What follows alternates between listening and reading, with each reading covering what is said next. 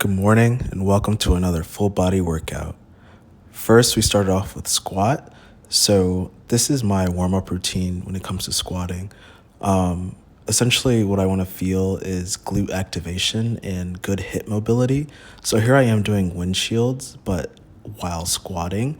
And that really helps to loosen up the hip joint and just get that IT band nice and loose. Then I did some butterflies. And then again with more windshields, again, just feeling that stretch and making sure that everything is nice and loose. Then we're on to the main event. I realized when I got to the gym that I didn't have my lifting belt. However, this was a great opportunity for me to practice my breathing and practice building that abdominal pressure.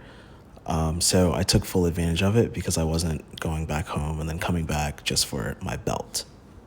The thing that intrigues me most about squat is the fact that I have the ideal body type for it. If you look at Olympic weightlifting and study those guys, what you realize is none of them are taller than 5'8". They're all very small. In order to squat a lot of weight, it helps to have short levers. And as someone who's 5'7", I fit the bill. The other thing too is that they can squat a lot of weight without a belt. Obviously, they use a belt during competition and even like during practice, but they can get up to 600 pounds, no belt. That kind of raw strength is just mind-boggling to me. And that's one of my weightlifting goals. I want to be able to lift a lot raw. But all that said, today was not the day that I got anywhere near 600 pounds. This is my first time ever squatting 315 without a belt. And quite frankly, I was scared. It's scary because in order to be able to lift heavy weight raw, like your technique has to be perfect. And I know that my technique is far from perfect. There's a lot that I can work on in terms of bar path and bar positioning on the back and et cetera, et cetera. The list goes on. Pretty much everything that goes into squat technique is something that I can improve. However, this is the first set of me attempting 315 without a belt. And if you watch my stomach, I'm taking good breaths. However, I think I'm exhaling too much and not building enough pressure. But with this first set, my depth is pretty decent. I'm kind of happy with that. And I was able to get 4 reps out of it, so I felt pretty good.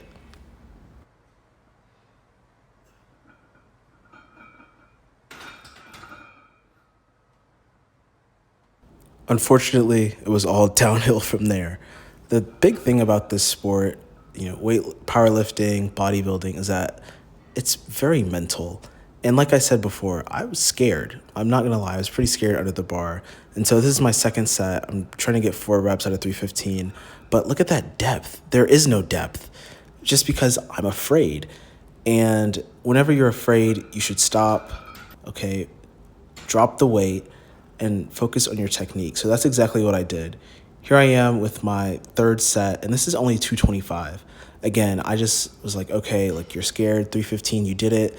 You've kind of proven it. Just do 225 for as many reps as possible. However, at this point, the fear is kind of set in. Like mentally, I was already ruined. So I was only able to do 6 reps. And this is where I want to get into the title of this video. How do I handle a bad lift? Overall, it wasn't a bad workout, but this was the main event, the entree, and I failed. I didn't meet my standards. I was discouraged. I was frustrated. However, none of that matters. The workout isn't over. I still have a lot of movements left, and the way to handle a bad workout or a bad lift is simply find a way to win, okay? Make a game out of it. How can I salvage this workout? I can't be mad and frustrated the entire time. There's something that I can do well. So here I am doing dips, weighted dips. And here I'm focused on the eccentric, going slow on the way down, exploding up, and really just focusing on form. I'm like, okay, at this point, squat is what it is. Like I was achy, I was scared, whatever. No excuses. I still have a workout to finish. So that's exactly what I'm gonna do. To quote Sun Tzu in The Art of War, every battle is won before it's ever fought. You win mentally. I had to flip that switch and say, okay, the workout is what it is, but I will win. I will be victorious. This is my battle. I'm a victor. And in order to be victorious throughout the rest of the workout, I hyper-focused on technique. So next, I moved on to hanging leg raises.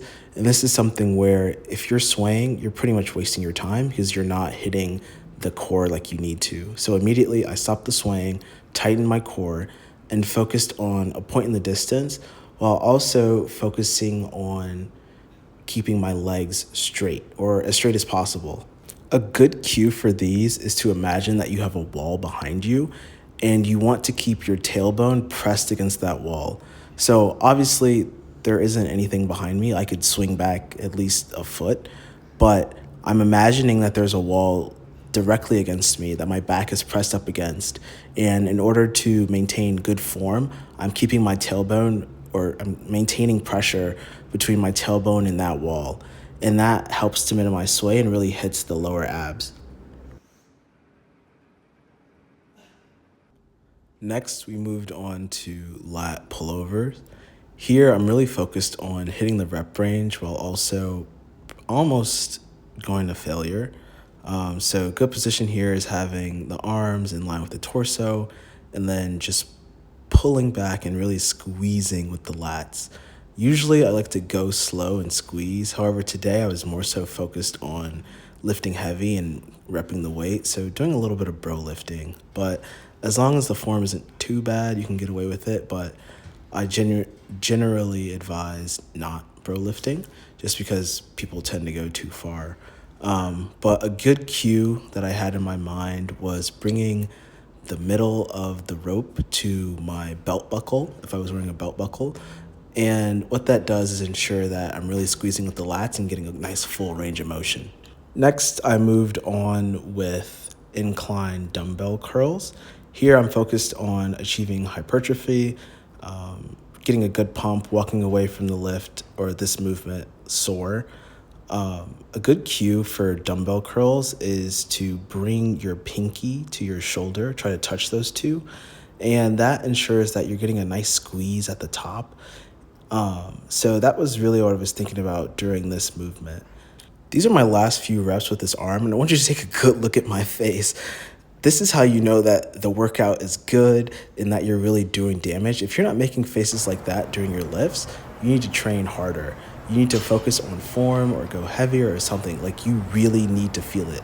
As you can see, I'm really making ugly faces going through it, but the job isn't done. I gotta do the right arm. And, it starts off easy. I'm focused on breathing. I'm focused on having good tempo, controlling the negative. But it's those last 3-4 reps, that's where the damage is done, and that's where you make your money. So that's where I put a lot of my attention when I do any lift. For context, that's only a 27.5-pound dumbbell. However, it feels a lot heavier because I'm really focused on controlling the weight.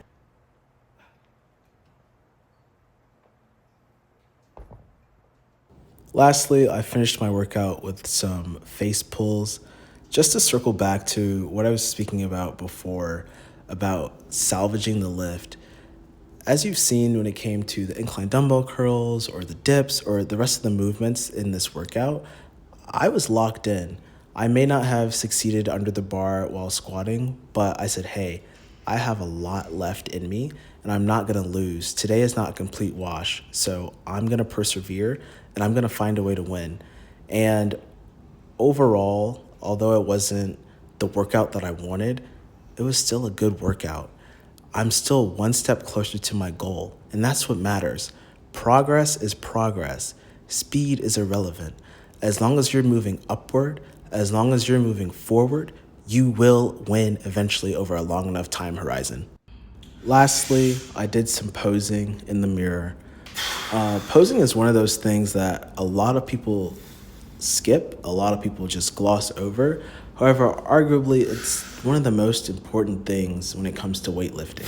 What's the point of lifting all that weight and looking good if you don't know how to showcase your gains?